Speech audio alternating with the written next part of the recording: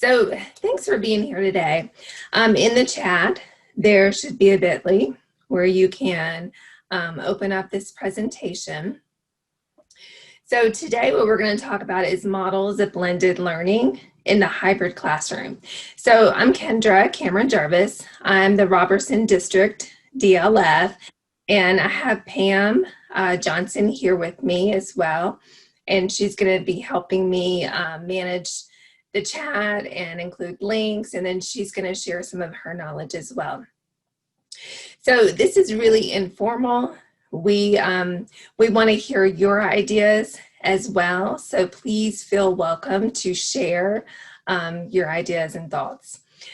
Let me adjust. All right, so here's our agenda today.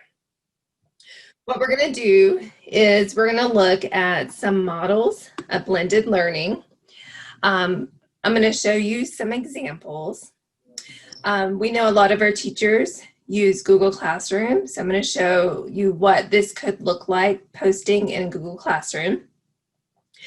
I'm going to give you some resources that you can use, and then at the end you'll have a little bit of think time to come up with questions that you still have, or figure out like what are my next steps to make this happen.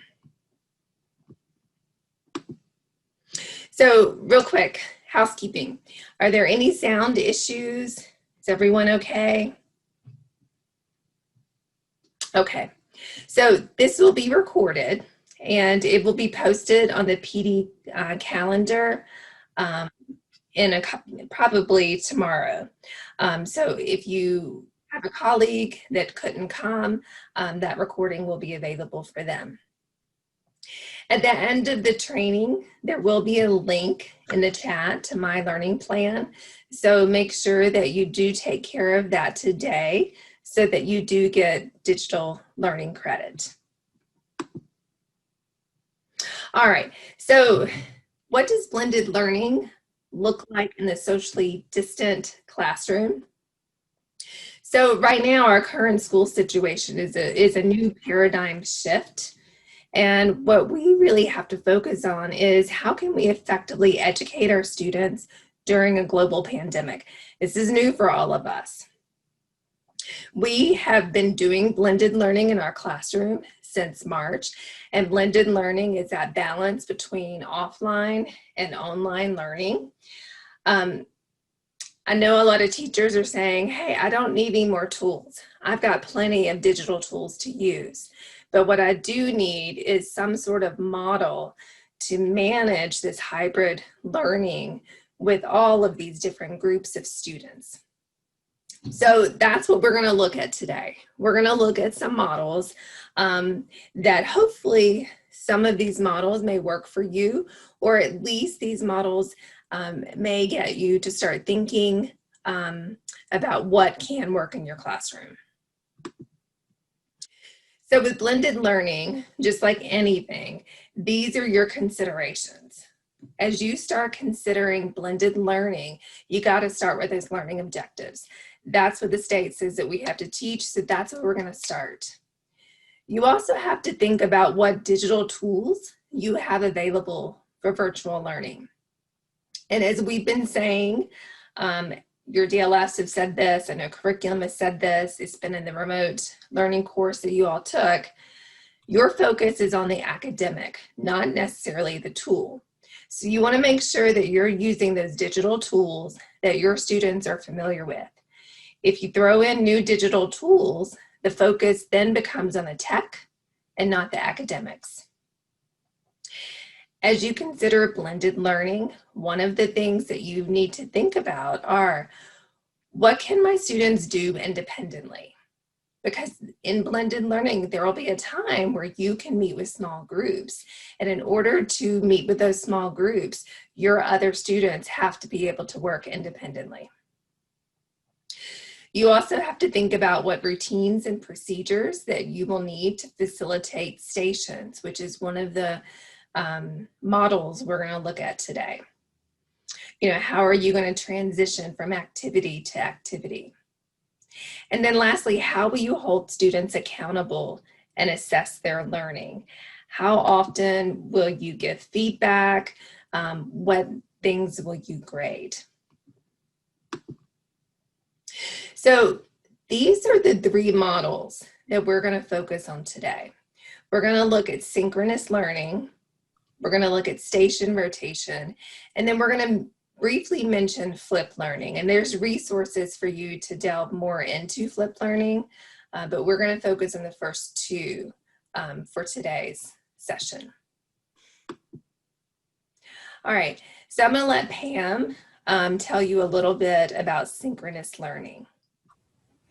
So first of all, I want to make sure in the chat everyone has a copy of this presentation. So make sure that you've got the presentation open. There are a couple of links at the bottom. And I just sent those out to my middle schools because I feel like that's where right now we have some questions.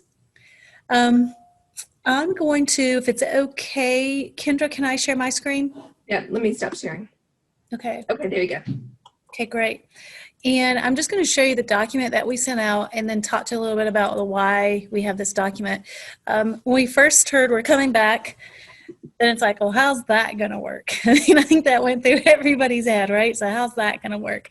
I think I just got a grip on how it's working now, but am I expected to do it synchronous? Am I expected to do it asynchronous? So the very first thing I want to say is that work with your coaches and work with your building admin about what your expectations are at that site. We are not telling you that this is what's expected. What we are doing right now with this document, let me see if I can make it just a little bit bigger, is that if you decide to go in a synchronous teaching method because you feel like if I make it asynchronous and I have to, let me try this. I have to record myself and then I have to put that up and then I have to come meet with both groups. If you feel like that might be too hard for you and you really are thinking about asynchronous, what are the logistics of that? What does it look like and what I need to consider? So that's where we went out. And this is our own from AC Reynolds Middle School, Bob Carpenter. He was our kind of guinea pig there. I was already sitting in one of his classes and I said, Bob, can a DLF and I come out and just sit in your class and pretend we are your face-to-face kids? So we're going to skip the asynchronous part. I did put those pieces when you go to the flipped learning. Those would be things you might consider with flipped learning. But we're going to skip through the synchronous class teaching. You're welcome to look at my screen or again on the slide, I think it's 7 at the bottom, there's a link to that as well and you could pull up your own copy. When we first started talking about synchronous, just so you know, this document had a lot of revisions because elementary, their concepts of how they're going to do back face-to-face teaching, their visions are a little bit different. So the idea of synchronous is a little bit harder to talk about. So this is just for them at the top. If they are going to consider synchronous, I'd like for you to scroll down and we're really going to focus just on the middle school, high school concept today. If you are elementary and you're joining us and have your own questions in a few minutes, feel free to put those in though. This is not limited. We're just going to have to pick one focus. So the 2 options that we thought about were, basically if I'm coming back, I might just have everybody Zoom with me. Just keep it the same, keep on trucking like I've been doing things, and would that work?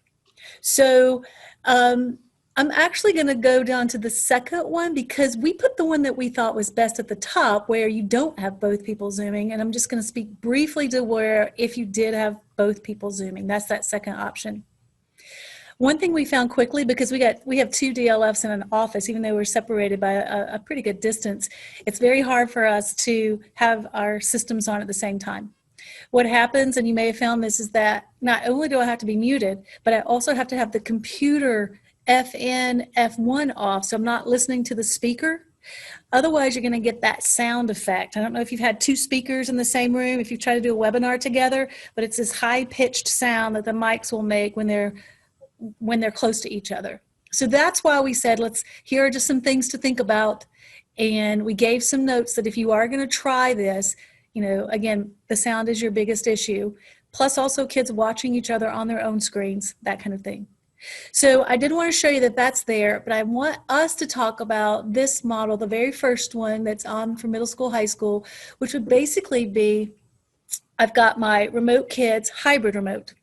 right? There might be a few of you out there who also have a third group of kids who are full remote, but I think a lot of schools have got teachers teaching those remote kids. So for right now, let's assume that you've got two groups, a hybrid remote, either you're A or B, right? And then you've got a face-to-face student with you. And then ideally what we did in this picture is that we just said, okay, your smart board, just like what I'm doing right now, I would be mirroring or sharing my screen, and then I'm mirroring it to my smart board. So we gave some controls at the bottom, which is a Windows key, and you hit the P at the same time. A lot of you have done this, and you choose duplicate. So the same thing on my computer screen is what's showing on the smart board. In this instance, Mr. Carpenter started on the left side, and he did attendance, and then he just kind of rotated his computer around so that he could still kind of look at that, have access to it. If, for example, I know like working on your smart board, typing was not easy. So he wanted to come over to the computer and type if he needed to on a document or do something. He needed to have access. So that's why we did this little rotate that computer setup towards him. And then he also had a speaker. We did nothing special that day. This was just his setup. We just came and sat down and we joined his Google Classroom. This is my computer as a face-to-face student, and I'm on that same assignment, and I'm just following along. So now that you have the setup and what we've got going, what I'd love to do is pull you back to this document, and on slide 8, a big part of today is discussion. So we'd love for you to click on this link that says add ideas to this tri-sider. So when you click on that, it's going to take you here. And what you can do is add an idea.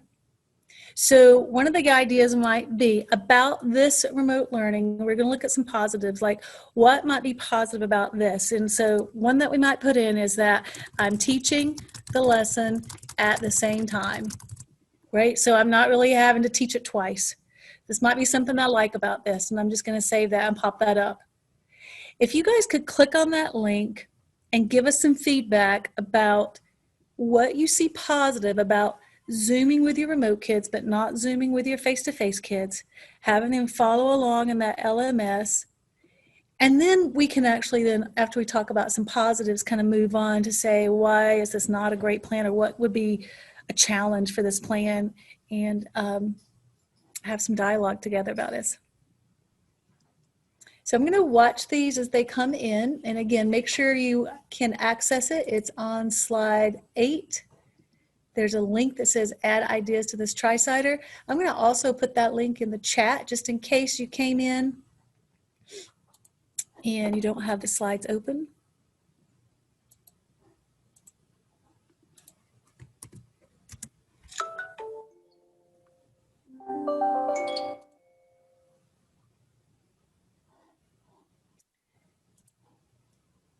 Right, refresh, hopefully.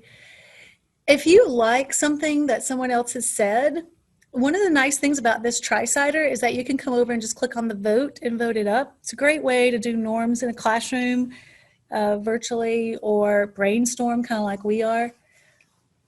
You're also welcome right now to, because that's one of the things I miss about teaching live. You know, it feels like only the speaker's talking. Unmute yourself. Ask a question. What's a question you have about even just a synchronous model?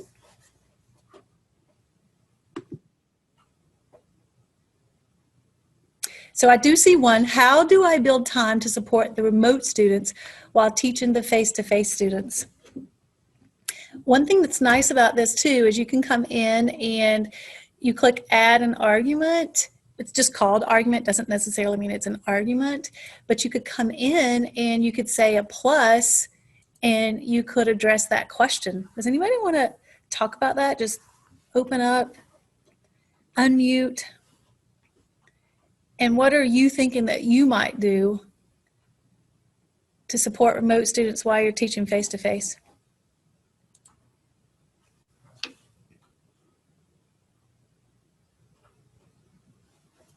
Is anyone going to be teaching in this model that they know of? We will be. All of 4th grade at Avery's Creek will be doing But I'm elementary. Do y'all want elementary to Oh, chime in? absolutely. Please jump Okay. in. Sorry. Yeah. I mean, that's our big worry too, is how that's going to look. I mean, when I do the Zoom meetings right now, I'm sitting at my desk in front of the computer, and then when I have kids here, because of the ability for my Zoom kids to be able to hear me, am I also basically going to be sitting here at my desk and giving instruction that way, because I don't think I have a microphone or anything, so I can't really walk around the room like I would normally do that, and I'm kind of stuck here. And I'm going to have the kids. I probably won't have them with their devices on at school. The ones that are here, I'll have it up on the smart board for them to watch, and then they might take notes and actually write and do things, physically in here in person, so they have less screen time. But it's, how do you answer questions on Zoom, kids? How do you keep them focused? That's our big part of our struggle, I think. That is. And Justin, I think, was speaking. We don't have the answers to all of these. Today is also about brainstorming, and then this document that we've shared, we'll put a Q&A at the end, and we might try to come back and have some teachers and ideas. And again, Right. I want you to take the Q&As as, here's one way. What one method may work for someone may not work for all. But the way that Bob was working it the other day, and again, I was just going to come in and visit his classroom and just be a part of it. It's part of what we're doing right now, is joining K-12 classes to really keep in sync with a real remote learning environment. And he had activities built in. So he had some instruction time that was synchronous that everyone did. And then whenever he paused, maybe 5 minutes into it, remote kids were working on that LMS document. And you could see it was a shared document that we had. And so I was also working on it, but he would walk around. Obviously, he didn't with us, but that was the time he could walk around and have conversation and support those face-to-face kids. Then he actually came back midway through, and they did another activity. So I think the whole piece of working with a curriculum coach, breaking up and chunking that time that you have so that it isn't a lecture the entire time. I'm going to ask Laura Meyer, or maybe some of our other coaches, if you want to chime in right now with some suggestions about how do I build support for the remote students when I'm teaching. Can I say something real quick? Oh, absolutely. So that's where what can your students do independently might be really important. Build in those independent learning activities that they feel confident with. And that way you can kind of address those remote students at that time. I know that the younger grades at Avery's Creek, they were going to have their assistants manage that chat, which I know, Justin, that's probably not an option for you all. And then the other piece is, as you start developing your lessons as a PLC, think as a PLC what those roadblocks might be and hiccups might be for the students, and address that at the start. And that might mean less questions for you and more time for you to address the remote kids. So that's something to think about. Thanks, Laura, for letting me say that. I do want to also, go ahead, Laura. Go ahead, Pam, it's fine. Oh, I thought you were muted, so I was going to, I just wanted to look also at the top idea. It says, I think it will promote community if all students are experiencing the same lesson. And I do agree with that. One of the things that we saw that was really nice is the teacher was sharing their screen the entire time until they really wanted some discussion. And then they stopped sharing their screen. So as a student, I saw my classmates up on the board. And when they were asking questions, I could see them asking the question. And it made it feel like we were sort of an entire class. It really had a feel of community. That was also something of why you may not want to have all kids Zooming, because when I did have the kids on my computer, I was kind of looking at them, what they were doing. And I guess that's just curiosity, but I feel like they might be doing that too, instead of being focused on that shared document or that same activity that we're doing. Anybody want to comment to that? And feel free, I know we start with positives, but feel free to go ahead and also add an idea in that you may feel like it's still in your head a challenge. Like, I'm still not seeing how I'm going to do this in something that we may not have thought about. I also wanted to address, somebody talked about, I think, Justin, when you were talking, you said walking away from my computer. So I had another teacher, Cane Creek, Christy Herr, we were testing something in a Zoom, and I asked her if she could test for me. So she put on her mask, and she said she was also going to be wearing the face shield, which I think a lot of teachers might be doing. She walked, I know her setup, so she was at least 10 feet away, and she didn't have her screen shared. What she had on the back behind her board were her learning targets, and she's kind of been doing that, I think, in Zooms. And so I think some of the concern might be, I might forget to share my screen, or, so that was something where she actually had learning targets behind her in case she didn't share, but she went over to the board and she was talking, and I could hear her through a mask and a face shield. And she didn't have a special mic. She wasn't yelling. She was just using a normal teacher voice. So I think that hopefully that will alleviate some of your fears that if I walk away from my computer, can the students still hear me? Now, I do have a question that came in that said, what about if I walk out to the class? We haven't tested that. And I don't think any more than 8 feet, you're going to get a real clear sound. It would be something where you would need to come back to the front of the room if you want everyone to hear some instruction. And I think it is better to have a visual while your voice is instructing as well. That's what we found. I was going to have 2 Zooms going, and I was going to have my iPad that walks around with me. I can do the chat, or I can keep track of something while they're both in the room that I can keep an eye on. Great idea. Graders and 3rd graders and 4th graders. So I'm going to try that. So I've been fighting with trying to figure all that out. So that's a great idea. Yeah, that is. I think that's awesome. Laura Meyer put in there, I think intentionality is important here. Teacher might chunk their instructional time, even use a timer if needed. Every so minutes, the teacher checks the chat box or asks the remote students if they have questions. I might even keep a colored sticky note handy, reminding me to check in with my hybrid kids every so often.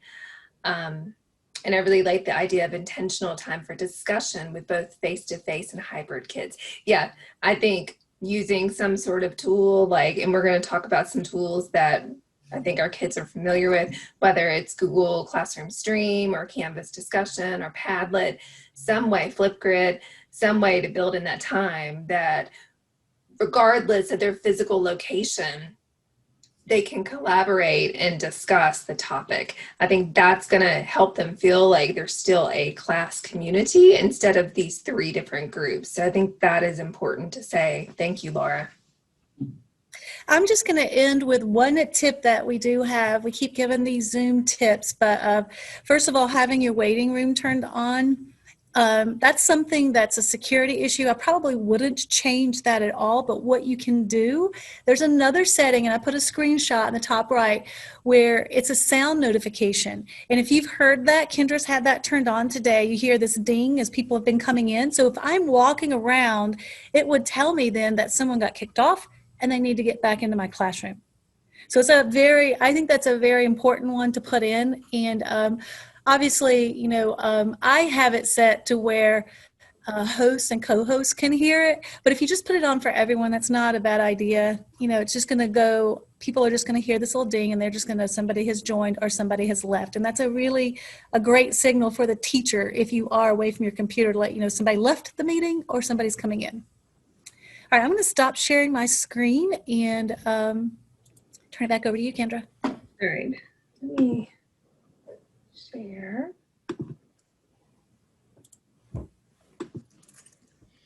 Okay, let me minimize everyone. Okay, here we go. So that is one model that you can choose. And I know that some people have decided that that's what they're going to choose, especially I think elementary. Another model that we're going to talk about is station rotation. Now, I know that many teachers have done station rotation. So real quick in the chat, if you've ever done station rotation where your kids are rotating through stations in your classroom with different activities, can you put a Y for yes and an N for no? I'm just curious how many of you know that concept. I don't want to assume that you all do. Okay, good. All right. Awesome.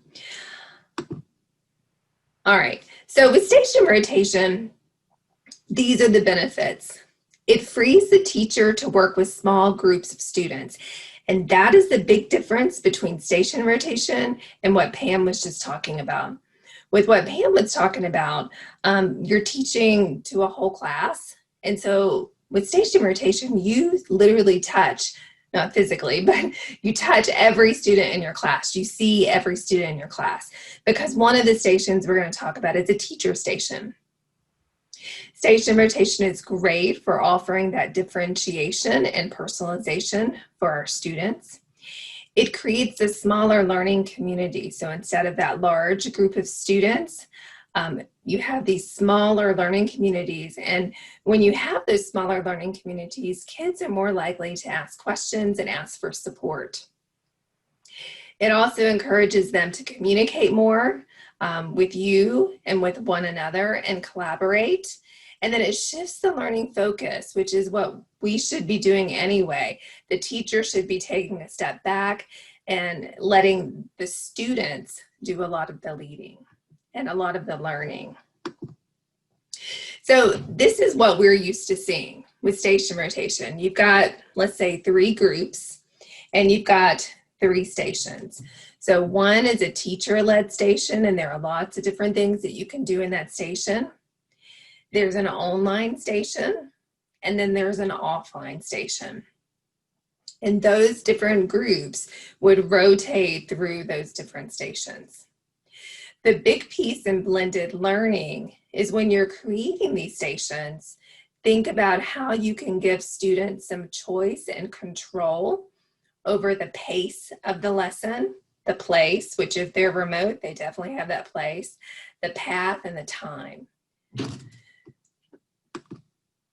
So this is a virtual station rotation for the socially distant classroom.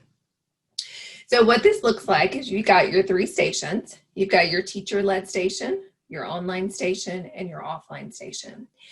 Now, when you create your groups, and you want to be intentional about creating those groups, the nice thing about using station rotation is you can teach your group A, that's maybe face-to-face with you, group B that's not, and remote students, those 3 groups, the same lesson at the same time, regardless of physical location. So when you plan your groups, you can mix up those 3 different groups, group A, group B, and remote, and place them into group 1, group 2, group 3. For each station, it's imperative to make sure that you have the objective, you have the directions, and then for the online and offline station, the activities that you're going to ask them to do, what I always recommend is teachers create a very brief screencast that walk the kids through the assignment, literally show the assignment and walk them through what they're going to do that day, anticipating what questions they might have and where they're going to get stuck. That will make them more independent in those 2 stations where they won't need you as much, so that you are free to really work in that teacher-led station. For your teacher-led station, that can be done through Zoom. So, and it's up to you how you want to do this. You know, if you feel comfortable with your face-to-face students, pulling them to a table with you and trying to maintain that social distance, and then having the other kids that are in that group that might be at home join that teacher-led station via Zoom, that's how you would do it. So in group 1, I would put the kids' names, I would put the time that they're going to join me, and then the Zoom link or the Google Meet link. And that way they can access that as well. So this is what this looks like. The nice thing about this is that as a teacher-led station, you would meet with every single student, which I think is a big bonus.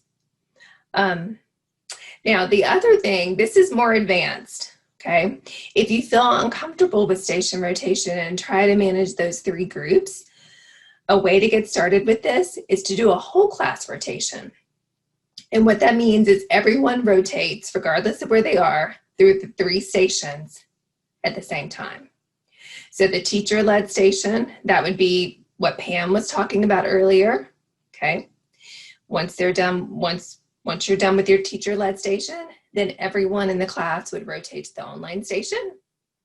And then once they're done with that, they would rotate to the offline station. In the offline station, you might consider having an open Zoom link for the kids that are at home. And that way, if they have questions or you know that there's going to be a group of kids that are going to struggle, you can pull them and work with them in that offline station while the other kids are doing their assignments. So you'll essentially have, if you rotate through as a whole class, you'll have several times of being able to work with students. So this is a nice way to meet the needs of those 3 different groups and to manage them in a meaningful way. So I'm going to pause there for just a minute and open this up for questions.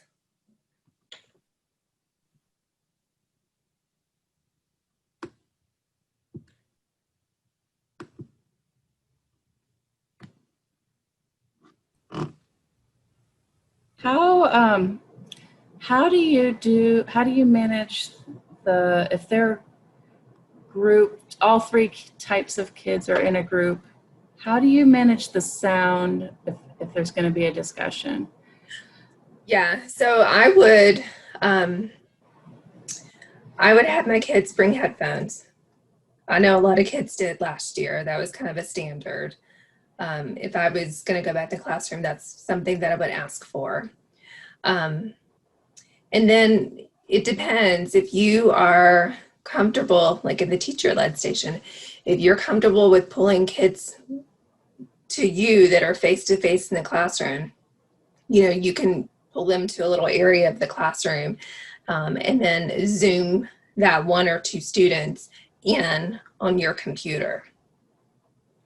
Like visualize, like I don't have a place where I can bring a kid over to. So if we wanted to have a group of like 4 or 5 kids and me, or even just the 4 or 5 kids talking, we've been trying to figure out how in the classroom can we have multiple kids talking in groups. And you'll have to, I think if they're spread out enough, and if they're mindful of how loud they are, I think it could work. Are you secondary? Yeah. Okay. What you might do is, since you don't have a space, that everyone joins you via Zoom, which is what I would do. And I would just make sure that they stick their headphones in and that, that they're mindful of how loud they talk. So what I was thinking, and I didn't know if it would work or not. Yeah, tell me. Is to have everybody always be Zooming except for for the first 30 minutes of each class where we're having the synchronous learning. So everybody Zooms those 30 minutes just like now. Yeah. And then we release, of course. But during those 30 minutes, we've been doing a lot of breakout rooms and successfully, and I didn't want to lose that. And I was we were trying to figure out if you can mix the students who are here and the students who are at home in those breakout rooms still like we have been.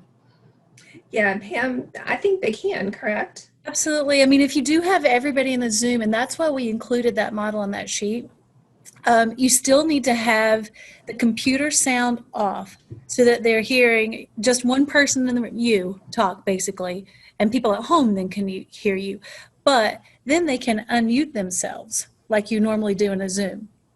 And that works. The only sound thing that you get then is an echo a little bit because they'll be talking. So if they're not talking really loud, their voices are not going to go through your computer so that they hear themselves talking, that echo.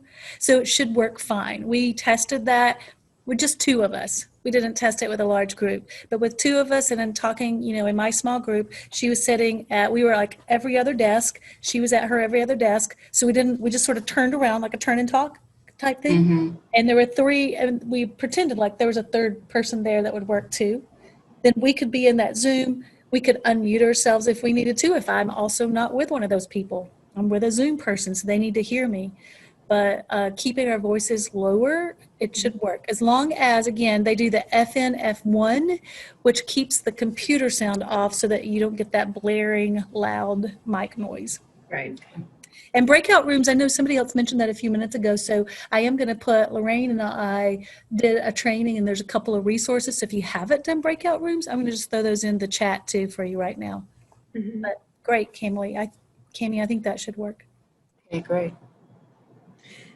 So one of the things that I did want to mention with the screencast, and I put it down at the bottom of this slide, is if you are using YouTube to present your video or whatever, you might want to make sure that students know how to turn on the closed caption, and that's that CC button at the bottom of the video. And then the setting gear there, they can translate the video into a different language. So that the subtitles will be translated. So that might be helpful for our struggling readers and also our ELLs. So that's through YouTube. So that might be helpful as well. So if they have that, that frees you up, to work with students. So this document is linked. So if you click on it, it makes a copy for you to be able to use in your classroom.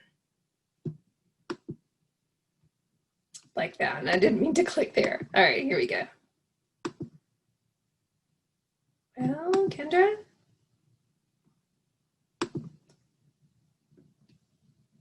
There we go. There's my control. All right. So this is an example. I wanted you to be able to kind of visualize this. So this is a 3-day station rotation lesson. So if you look at day 1, which is number 1 for each of the columns, you've got your teacher-led station, your online station, and your offline station. Day 1, there are a variety of activities that you could choose from, okay? So you might start with your teacher-led station if you're starting a new concept or a different concept, some way to hook the students. Then this, of course, is in math. And then the online station would be where they do an activity in Desmos. And then the offline station, they would be working on Yummy Math, which is, I don't know if any of you use that, but it's something that they can do on paper and pencil. So these are just some different ideas for the different stations. So another idea for teacher station is that modeling. Okay, I do, we do, you do. Or perhaps another idea is using that for homework check and review. But this is kind of gives you an idea of what these stations could look like each day. I'm gonna pause there. Let me move you guys out of the way to check the chat.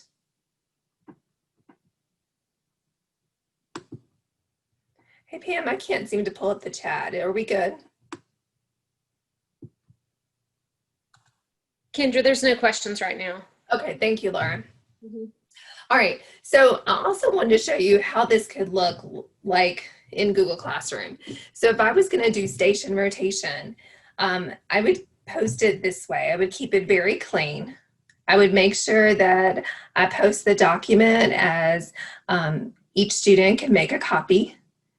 And then I always use the emojis there just to draw the eye so that it's very easy for them to see, okay, what is station 1, what is station 2, and what is station 3. So if every student has their own copy, then within the document, if you're asking them to turn something in, they can include a screenshot inside the document or a link to their work and then turn that in. So this might be how you would post it into Google Classroom. And again, I would make sure that each student has their own copy of that document. So One of the ways that if you do decide to do station rotation, that you can organize it is through Slides Mania templates. I don't know if you've used those before, but they're awesome. They're free templates for Google Slides. And this is one that I'm going to show you, and I'm going to open it. Here it is. I'm going to open it up and show you what it looks like. And again, I would make sure that each student has their own copy. If you click on this, it's going to make your own copy so that you can edit it. But this is what it looks like. It's very clear for the students. Here's all the different stations, and this has more than 3. That's fine too. Got station 1. It's very clear what they need to do. And if they click on the little tabs on the side, it takes them to the linked slide. Let me open it up and I'll show you.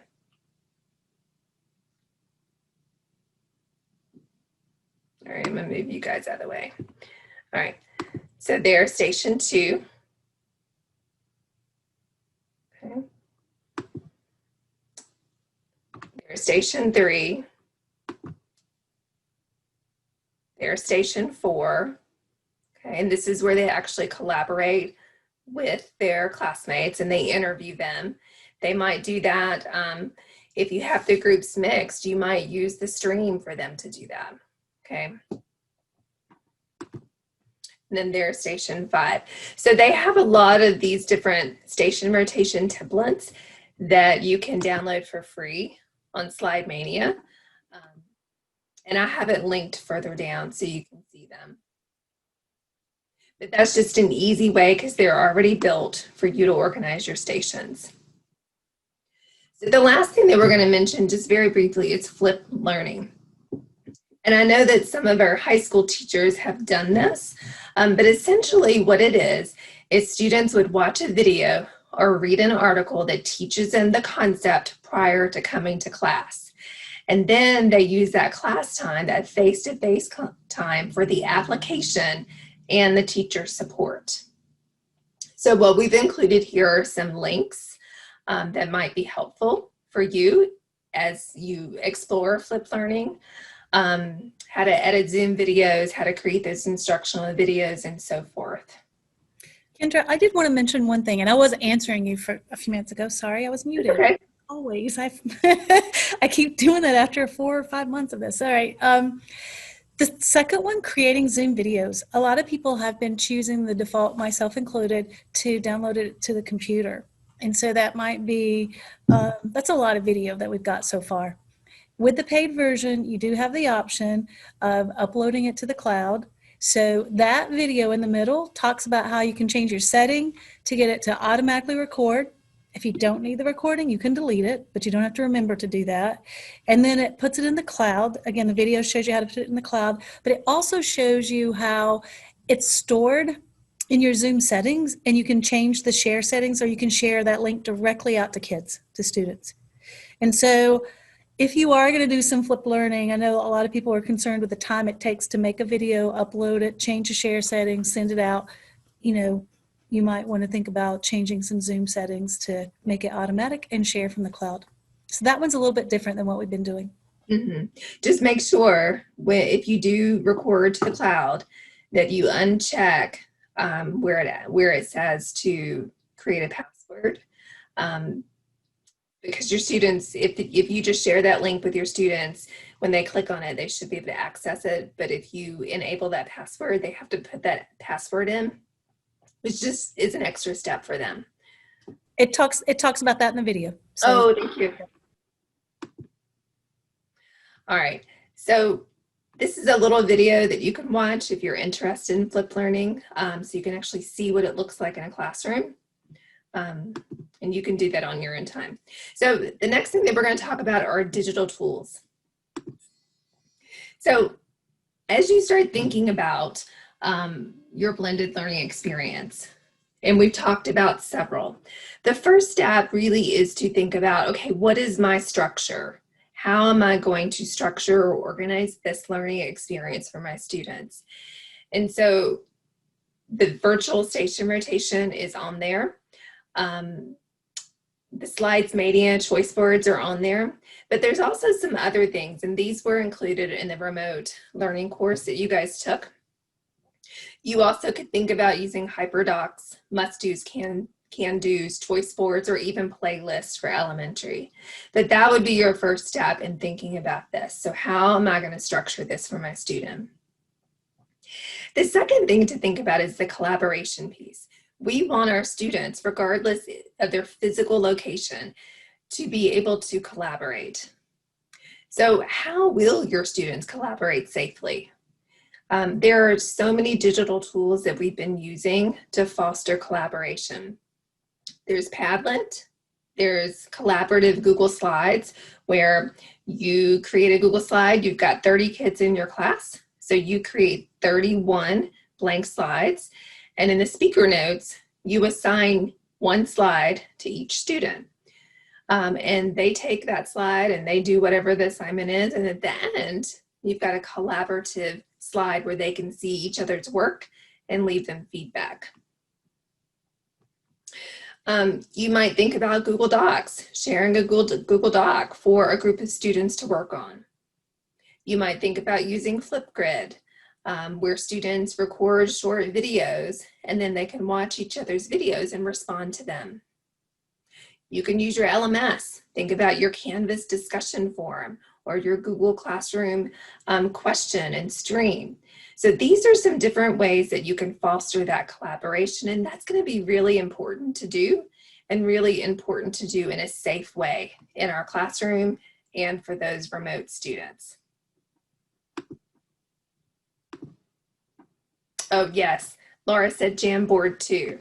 Yes, we had a training on Jamboard yesterday. So if you're interested in Jamboard, if you'll go back to the PD calendar and click on the Jamboard presentation, the recording is there. Yeah, Jamboard is awesome. The next step is to think about what screencasting tool I'm going to use, Screencastify or Loom, and then what digital tools are my students familiar with. So I just pulled some that I know that we all use for literacy and for math. There may be more, but again, we want to make sure that we're using those tools that our kids are familiar with, so the focus is academics and not technology. Oh. And then these are just some Chrome extensions that might be helpful for you. The Share to Classroom, if you're using Google Classroom, is an extension that you can create an assignment directly from a website. So you don't actually have to log into Google Classroom to create the assignment. And then Kami is a free tool, and we have the free version that will allow you to, and your students, to write on PDFs. There's also Immersive Reader, which is in the Edge browser, and that will read aloud websites for your students. And then there's also Google Translate. So these are here for you to take a look. And there's a few others. But again, think about the tools that your kids are familiar with and use those. Kendra, you did have a question or a kind of a statement about Jamboard, and since you guys did a training yesterday. Yeah. What do you do if you have kids who are changing everything? Is there a way to manage that you would suggest? Not yet. Yeah, so that's one of the things we talked about in our training yesterday. Unfortunately, with Jamboard, if you put a background in there, because your students can edit, because you want them to be able to collaborate on it, there's no way to lock those backgrounds. So that has been an issue a few times. At least I don't know a way how to do that, and Janet didn't know of a way either.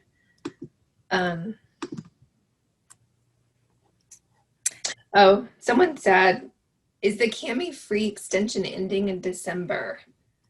Yes. Okay, thank you. Yep, I said adding, it's ending. Yeah. So you'll go back to the free one. Yeah. All right, so this is what I would like you to do. Let's just quickly review. We talked about several models of blended learning because we're going to have to figure out how are we going to equitably teach these kids, whether they're in group A, group B, or remote. what is the best way to do this without overwhelming ourselves? Because nobody wants to create 3 separate lesson plans. So we've got to find a way that is an effective way to teach these groups without adding more work to ourselves, okay? So we've talked about synchronous learning, where you're Zooming, you're teaching normally face-to-face classroom, but you're Zooming with the kids that are at home so that they can hear the lesson. The thing you have to remember with that is, when are you going to stop and address the questions that those kids have? The second thing we talked about was the station rotation. So you can do it the way that it was intended, where you've got the different groups and the different groups rotate through the 3 stations. Or you can do it as a whole class if you're just getting started. So everyone can be together with the teacher time. And then when you're finished with that, everyone transitions to the next activity, which might be an online activity. And then they transition to the offline activity. And then while they're doing the offline activity, you can pull small groups for support, or have an open Zoom for questions and support. And then we briefly talked about flipped learning, where the content, that teaching, is addressed at home through a video or article. So when the kids are with you face to face, that is time for application and support. So those are the 3 models we talked about today. I'm going to put the Padlet in the chat. And what I would like for you to do is, I would like for you to go to the Padlet and add a question that you might be thinking that hasn't been addressed. Or, gosh, I'm not doing well today. Or talk about what are your next steps based on your new learning today.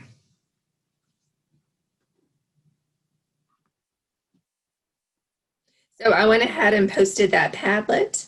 So if you click on that link, it should open up to where you can add some ideas. So if you've never used a Padlet, you're going to be looking for that plus. And I'll open it and pull it over.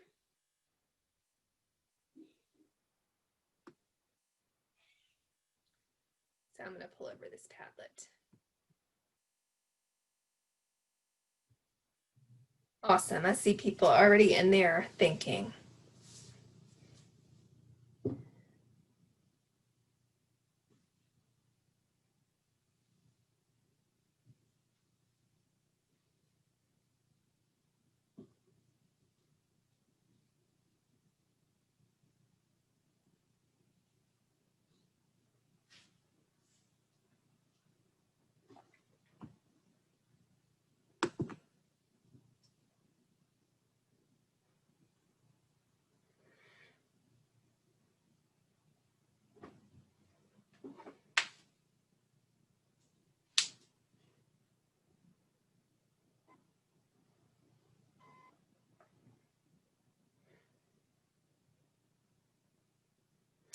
All right, so I have some ideas that have been listed here.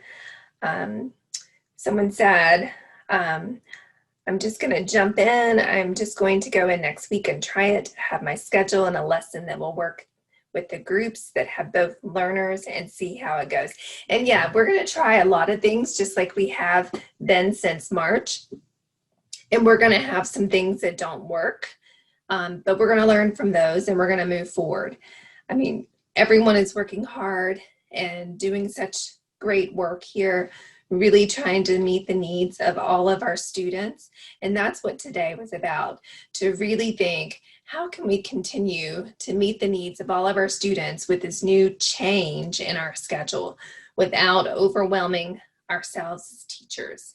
So if you try this and it works, or you try this, some of these things, and you have questions or concerns, please reach out to your DLF or your curriculum coach, or you can reach out to me or to Pam. But we're all here to support you and to support our students. Can I say something, Kendra? Yes. I'm noticing there's a question about in a station activity, how do the ones working at home know when to regroup? Yes. And you had mentioned earlier, I think, that there will be a time given on the form that they all have, but I think that we could ring a bell, have some kind of signal, put a timer. I don't know if you guys think of other ways. Yeah. When I did this, I embedded, so I did it in slides, and I went to YouTube and just looked for a video that, I don't know, 10-minute timer, and it added that video to my slide. And then the kids, of course, would have to start it. But you could do it that way, or, I mean, just ringing a bell, I think, would be a great way to do it. It will take some time, just like anything, getting kids used to how this works. But once, if you use this, several times, they're going to get used to the flow, just like anything. So you might have some hiccups at first. Kendra, I had that question just kind of triggered another. I was shared a template when I was doing a session, and I just put the link in there, and I also put it on the Padlet. But they had, I think on slide 2, for like a breakout type room, it wasn't technically a Zoom breakout room, but for their group sessions, they had definite times linked. So Yeah. I think if you want to open that slide, it's a really creative slide. It might be a little busy for you right now if you're new to station rotations, but it might give you some ideas too. So Which slide is it? it's actually another Google slide template, and I just Oh. posted it in the chat, and I put it on the Padlet as well. That a teacher had shared with us in a session at NC Bold. So. Oh, okay. Okay, cool. All right. What questions do you have? What thoughts do you have? Anything that we can address or you want to discuss before we all leave?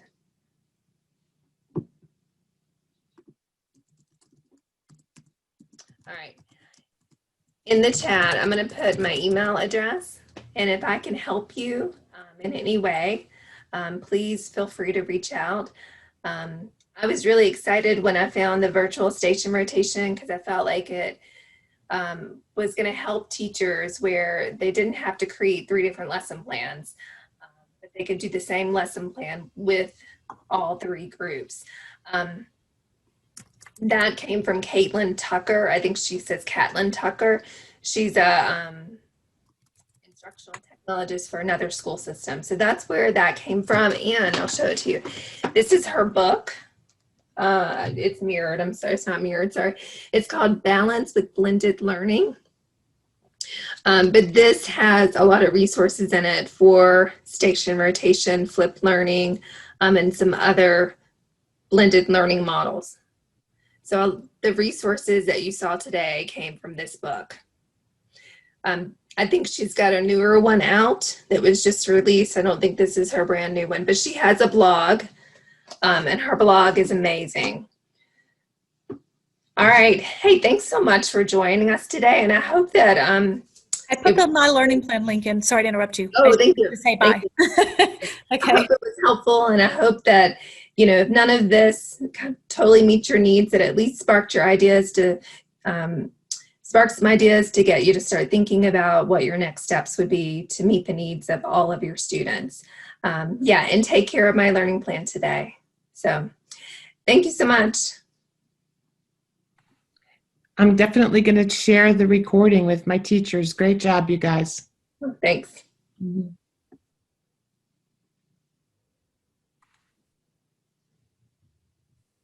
That was awesome, guys. Thank you, Laura, for being here, and thanks for chiming in with your ideas and thoughts. I appreciate it, as always. Yeah, I'm learning too. See you We all- later. Bye. Awesome job. Thanks, Bonita.